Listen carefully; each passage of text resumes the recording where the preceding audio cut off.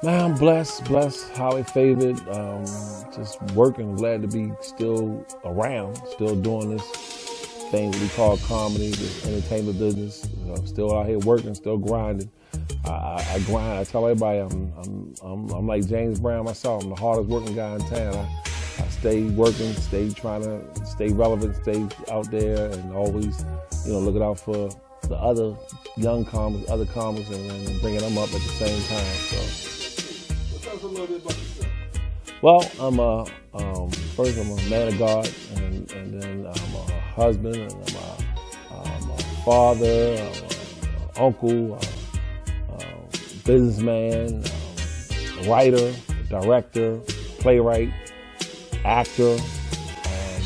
Because in this business you gotta multitask, you gotta do everything,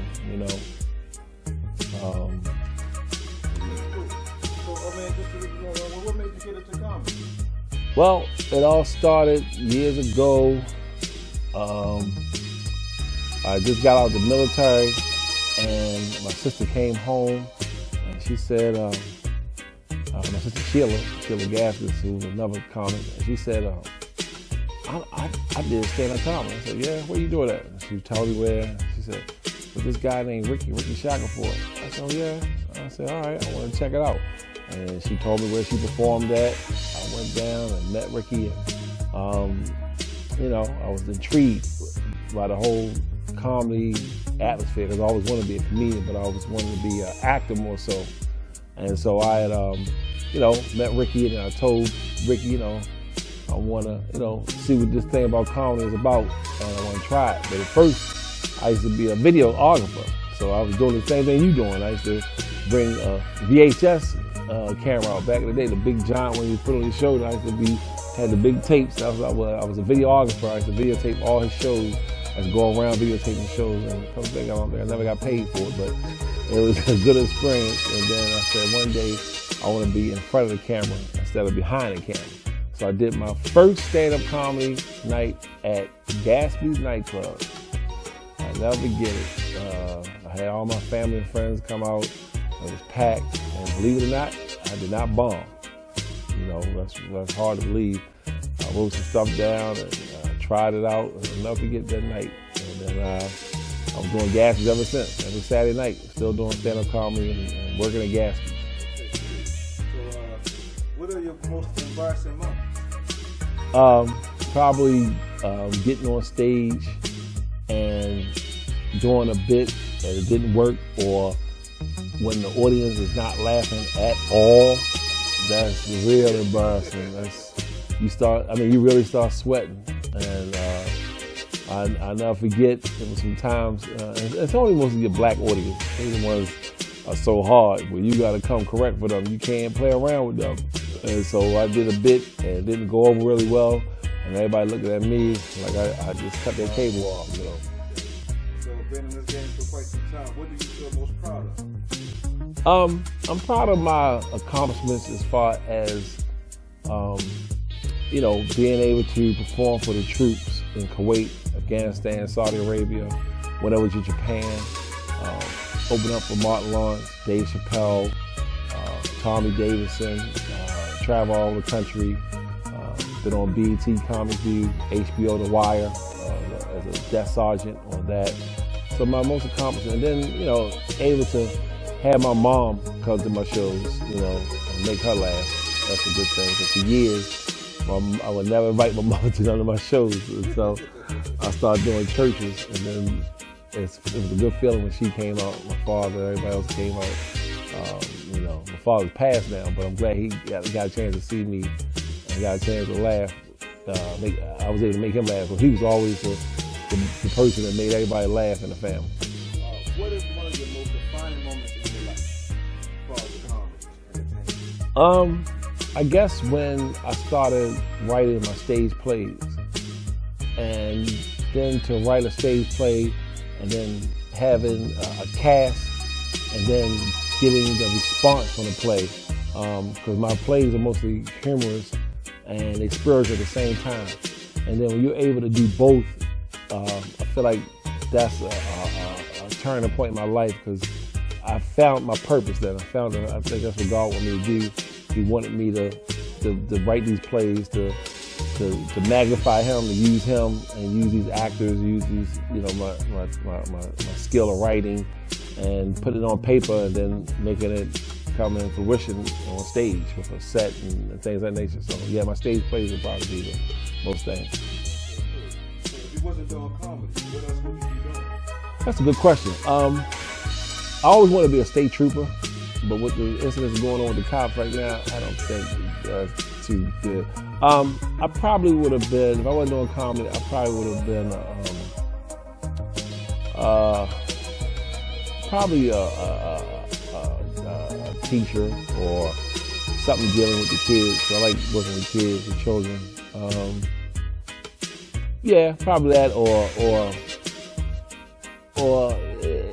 or some type of advertisement consultant or a writer for commercials. Because my ideas are so creative, I'll probably be doing that. So name 5 comedians that inspired you. Why? All right. One, Ricky Shackelford, who's my mentor right here in Baltimore locally. 2, Sheila Gaskins, my sister. She inspired me.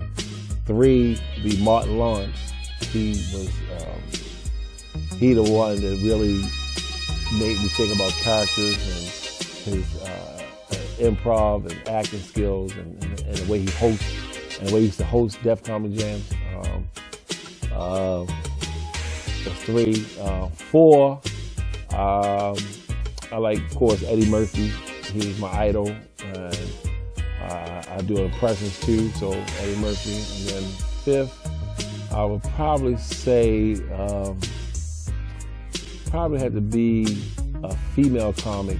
And a female comic I like is kind of like is Samoa. I like Samoa. I think she's pretty funny and she'll hold nothing back.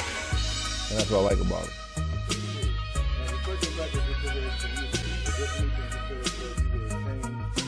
Yeah, I probably wish I had became more of a mainstream comic and did more mainstream shows, and then that way the white audience know about me more so, and then black people find out about me later. No different than Dave Chappelle, Chris Rock.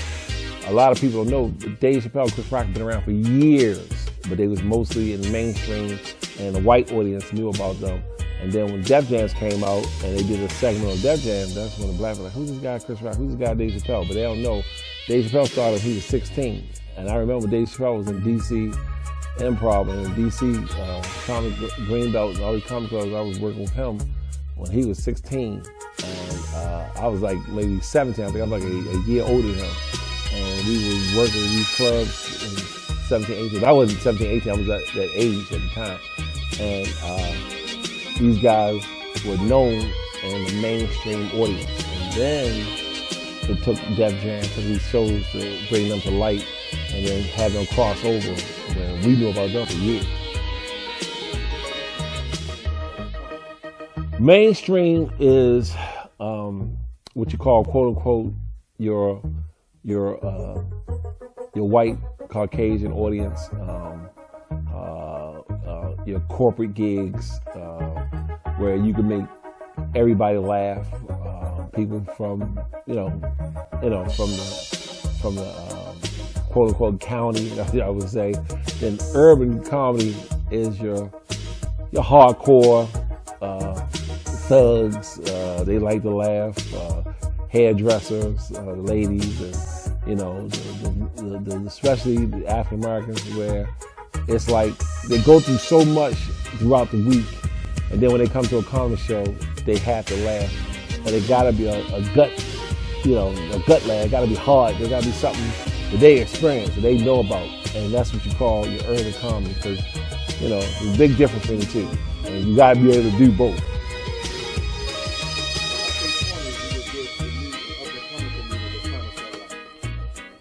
To the new jacks, that's what we used to call them back in the day.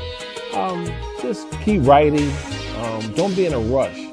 Don't be one of these, comics that If you got a funny video, you funny one time at your mother's cookout, and you ripped it up, how they say rip, and you did it really well, and then you think you can headline, you think you can go on tour, you think you can make everybody laugh.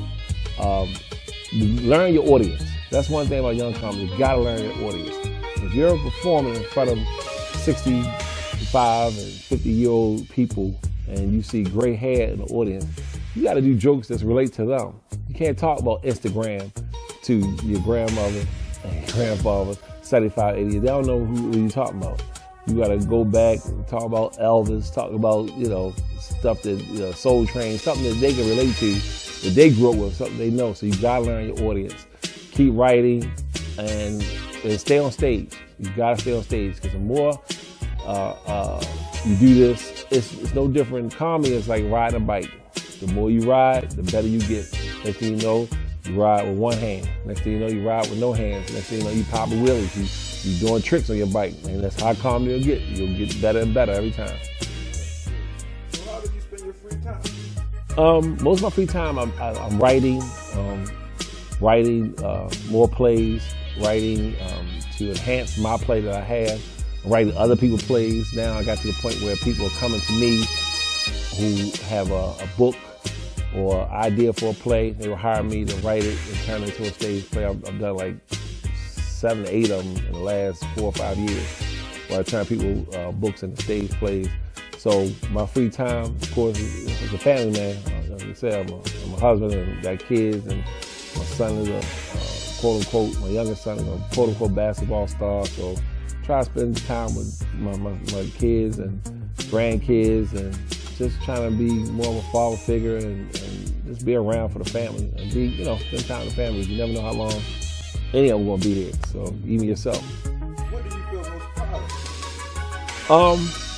I'm most proud of my relationship with God, first of all, because I know without Him I would not get the blessings I get, and I know that He and I have a relationship where my phone rings constantly for shows, and it rings so much that sometimes I gotta give the shows away to other people or bless other folks with it. And that's my whole thing.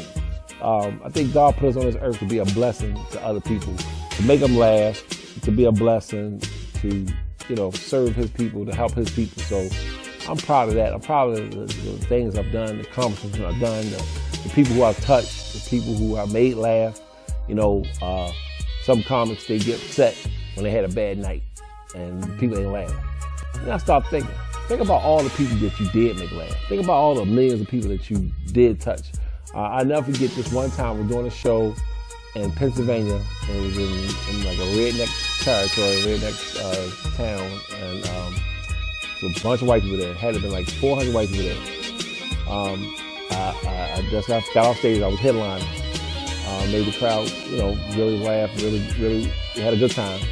A guy came up to me, I'll never forget it, and he shook my hand. When he shook my hand, he gave me a $100 bill. And I looked at him and said, what? He said, man, just take it. He said, yesterday, that's the day before the comedy show, he said, I just buried my mother. And he said, I wasn't gonna come out. He said, but after seeing you and how much you touched my life and made me laugh, he said, I didn't know what to do for you. I didn't know what to do, so I just wanted to bless you. And that really touched me and really got to me, because you never know where people are in your audience. You never know what they're going through. Some people might be ready to do suicide. They might just lost their job. Some people going through a lot. So if you're able to make them laugh and make them just, for that 20 minutes, 30 minutes, 45 minutes, if you just do that for that one time and touch their life and touch their heart and bring something, joy into them, that's a good feeling. All right, of course, Comedian Howard G. Got a website, www.comediang.com. Also on Facebook, Howard G. Gaskins. You'll see a picture of me, and I forgot who was on there. I think it's me, Coco Brown, and Chris Thomas, some fellow comedians. And then, of course, on Instagram, it's at Comedian Howard G. All one word, COMEDIAN. HOWARDG, at Comedian Howard G, all one word, and all lowercase. And reach out to me. I'm available for hire. If you're an actor or actress, I'm looking for actors, singers, poets, up-and-coming comedians, hip-hop artists. I do a showcase once a month. I do a stage play. I'm actually in the process of writing another stage play, which is going to be starring a few local comedians, such as Ricky Shackelford, yourself, Big Shorty. We're actually going to do Sanford & Son, the stage play. That's coming this fall. I'm working on that right now as we speak. And we're going to imagine Sanford & Son, Red Fox, 2019. And Trump is the president. So you know he will have a lot to say about that. That's right. Well, thank you, big brother, man. Comedian Big Shorty, Howard G. I appreciate you, man. Good interview. What about us? Or looking to Baltimore comedians. And we out. We out. What about us, baby? Love all your movies off. Love all of them. This guy here, what you supposed to be, man? You like a pimp or something? What? Yeah. Women to the right, to the left. What's up? Player. Little Tiger Woods pimp. All right, boy. Look, he gonna show me how hard he is. Gonna drink a little beer too right here. It's all right. How you doing, Miss? Got Miss Rosa Parks sitting over there in the back. She gonna make sure she sit on the front seat too, boy. You're going to the front. All right, Rosa. You're not gonna take your seat, baby. You're all right. Rosa, make sure of that, boy. What else is going on? Well, look over here. Hey, what's up? Got the Bush twins right here. Hey, man. Look at her, they getting drunk. She got 2 beers and shit. Look at her. Take it to the edge. Y'all had them cute. Y'all sisters? No.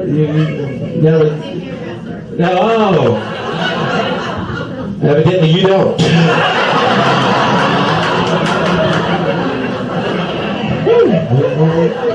That loud ass Becky. Like, I can see hairdresser. Becky, I wasn't talking to you, okay? Talk to your hands. How do you hear that shit, man? That's